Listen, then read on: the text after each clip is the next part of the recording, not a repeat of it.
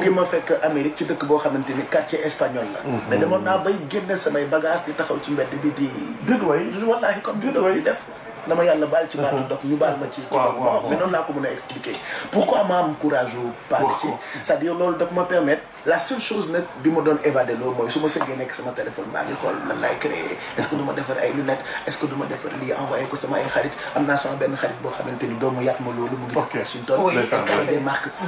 li may am problème mu santé mentale yëpp dinaa am concentration sëgg sama téléphone defar dara envoyé ko ne ko qu'est-ce que tu en penses mu ne ma ok on va faire ceci on va faire cela donc je considère que les lunettes là la marque Nomad Blue c'est une partie de moi que j'ai sorti defuma ko pour xaalis mais dama ko def pour wane ni war naa mën a entreprendre dama ko def parce que dama nekkoon ci ay période yu metti am ay problème mu santé mentale et j'ai eu l'aide de psychologue c'est ce qui m'a permis de me relever pour avoir cet esprit nomade là ba wane loo xamante ni tey nit ñi ñëpp a ngi tudd sama marque bi mais li ma bëgg surtout sénégalais yi bàyyi xel nañu dem di seeti psychologue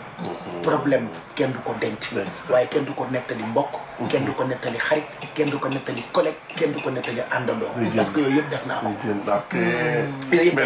waxtaan naak mag waxtaan naak xarit waxtaan naak collègue limite say li xew sa néeg sa ay divorce ci mbedd bi nga koy yéegee sa ay yu ñaaw ci mbedd bi nga koy yéegee léegi nag boo ko dee dajale lay indil ay problème yoo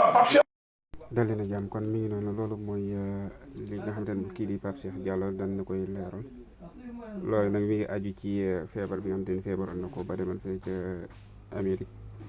loolee ñu bëri indi nañ ci wax ñii ne lii ko dal ñeene le am na ci deman dani faatu na nekk na yu bëri yu doy waar yoo xamante ni booba jamono yi yëpp ñu ngi ko doon wax ci réseaux sociaux yi waaye moom mii di Pape Cheikh daal dina koy leeral ci émission bi nga xam te ne ñu ko doon amal fële ci RTS daal ko nga xam te ne dalal naan ko ci la xam le yu bëri ak it ci contexte boobu ci la créé lii di ab markam mu di marque bi nga xam te ne jamono ji moom la jaay muy veeram yooyu nga xam ni jamono ji moo ngi koy publicité te it xamle na li nga xam te ne moo war a moom mu daal di ko créé comme da daan toog di xalaat lu mu war a créé loo xam te ne dina nekk lu mu entreprendre wala dara ci la daan xool di créer yenn affaire di ko laajte ba mujjee ni mu dajee li nga xam te ne moo di création bii nekk bu original bu nga xam te ni moom mi moo ko moom di marque déposé ci moom mi di kii di Pape Cheikh daal dina koy leeral ndaxte booba ba léegi gannaaw ba nga xam te ne jógewoon na Amérique doon na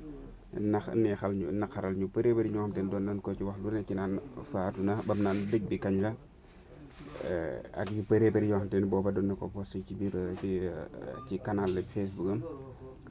ngir def ay réaction ci kàddu yi nga xamante ni ñu ngi ko doon teg ci kawam ndax booba ba léegi doon woon tontu waaye moom moomee dellu ci doon kookali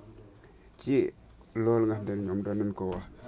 loolu aussi leneen lim ci tegaat moo di lu am solo mu di problème psychologique ci ni ñoom ñi nga xamante ni ñooy yëngatu ci buzz wala dara nga ci milieu bi ci ñoom itam souvent ñu seeti psychologue wala keneen ngir ñu mën a dalal seen xel ci yenn ci ay mbir ndaxte ci yàlla ne loolu lépp du lépp ngay dem di ko exposé ndaxte nee na moom mi loolu exposé woon na ko ñii di employé yi waxal na ko ñu bëri waaye booba léegi saafarul gannaaw boo xam te ni dem na ci psychologue ci la loolu dal di saafaru ak it feebar bi ni mu ko jotee fële ci Amérique loolee lépp dal dina ci indi ay leeral moom mii di Pape Cheikh Diallo mi nga xam te ne lu bëri ci lu yaatu daal dina koy wax ci émission bi nga xam te ne mi ngi ko doon amal fële ci RTS